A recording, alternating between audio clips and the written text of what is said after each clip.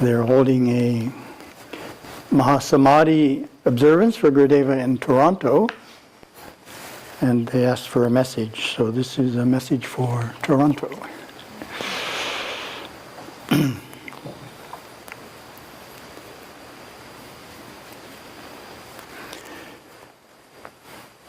It's easy to know what teaching Gurudeva felt was the most important. How do we know that? Well, he wrote 365 sutras to summarize his teachings, and where would you put the most important one? The first one, right. Exactly. Well, what does the first one, how does it read? He's like this: Shiva's followers strive for God realization as the first and foremost goal of life. They learn to dance with Shiva, live with Shiva, merge with Shiva. Deep within, they discover their eternal, immortal oneness with God.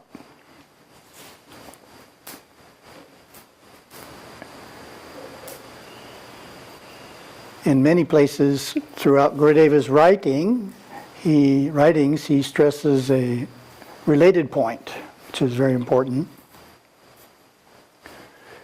that we're already one with God.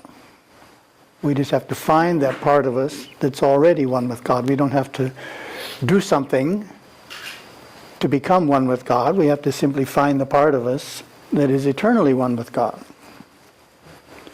Deep inside, we are perfect this very moment. And we have only to discover and live up to this perfection to be whole. We have taken birth in a physical body to grow and evolve into our divine potential. We are inwardly already one with God. Our religion contains the knowledge of how to realize this oneness and not create unwanted experiences along the way.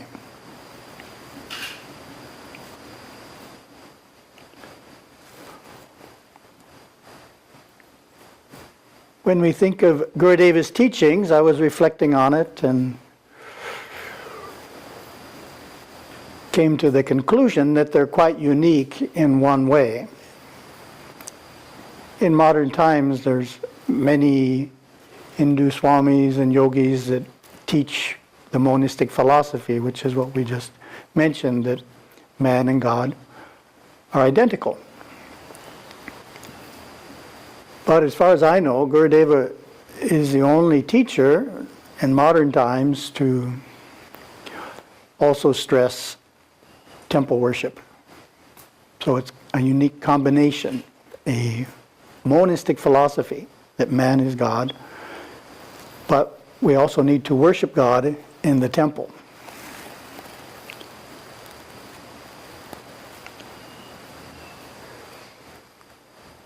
Gurudeva had a unique ability to explain how the temple worked, and that was because of his highly developed mystic and psychic abilities.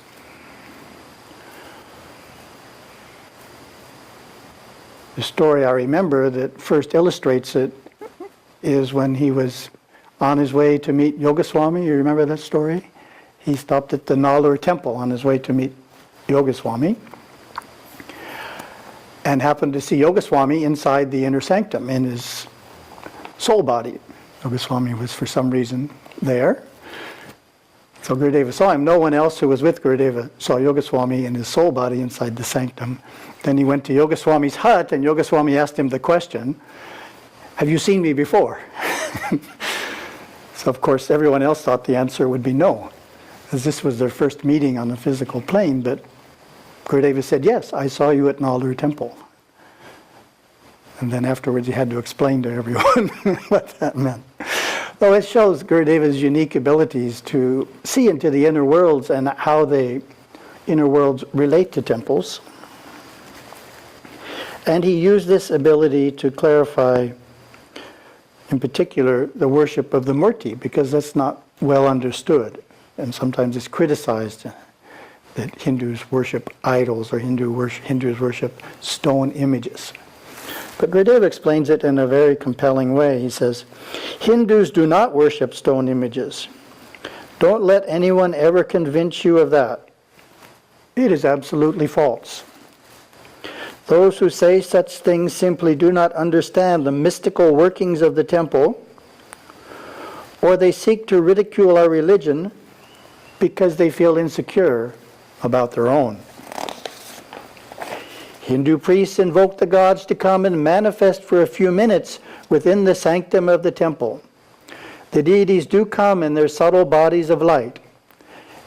They hover in and above the stone image and bless the people. If you are psychic and your third eye is open, you can see the god there and have his personal darshana. Many of our ancient Saivite saints, as well as contemporary devotees, have seen such visions of the gods. They know from personal experience that God and the gods do exist. Since we're trying to keep the video short, I chose a short vision that Gurudeva had, not a long one. Goes like this: God Shiva is in all things and everywhere simultaneously at every point in time. And yet, Shiva as Maheshvara, the divine dancer, Nataraja, has a body not unlike yours or mine, a body in which he can talk, a body in which he can think, a body in which he can see you and you can see him, a body with legs, a body with arms. In this body he dances the eternal dance. I had a vision once of Shiva Nataraja dancing. I could hear the bells on his ankles.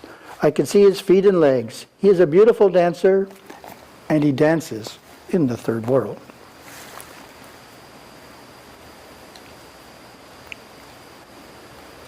Another aspect of temple worship that Gurudeva emphasized was why we should go to the temple.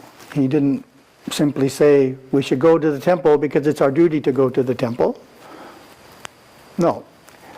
He explained the benefits of going to the temple, which is an important aspect of temple worship, particularly to explain to younger people. They want to know, what is the benefit? Why do we go?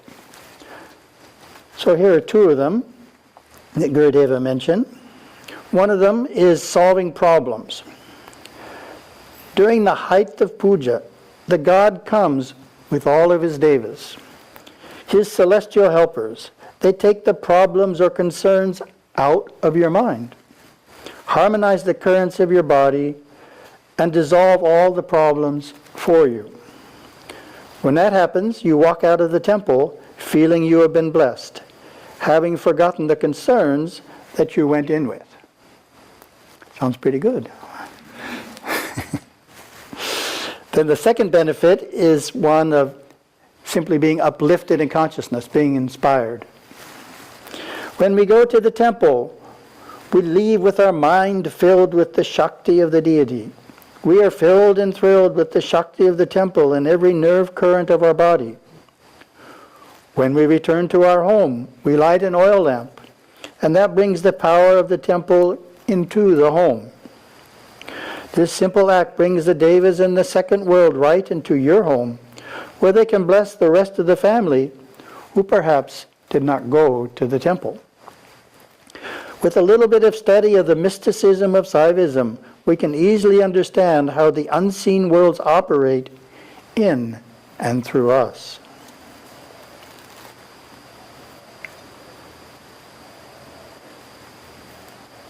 Gurudeva developed a concept called Pancha Nicha Karmas, the 5 permanent duties of all Hindus.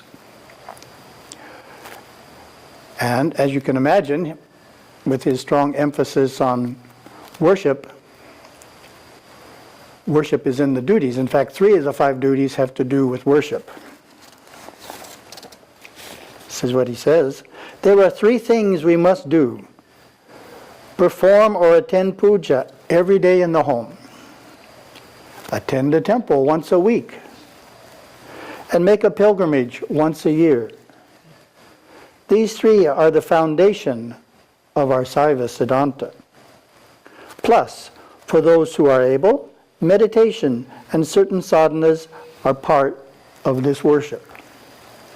External worship builds a vibration within us, and that vibration is taken within into deep meditation.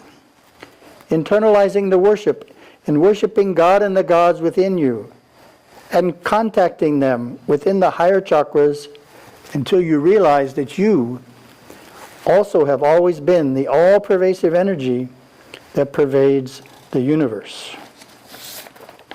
Thank you very much. Om Namah Shivaya.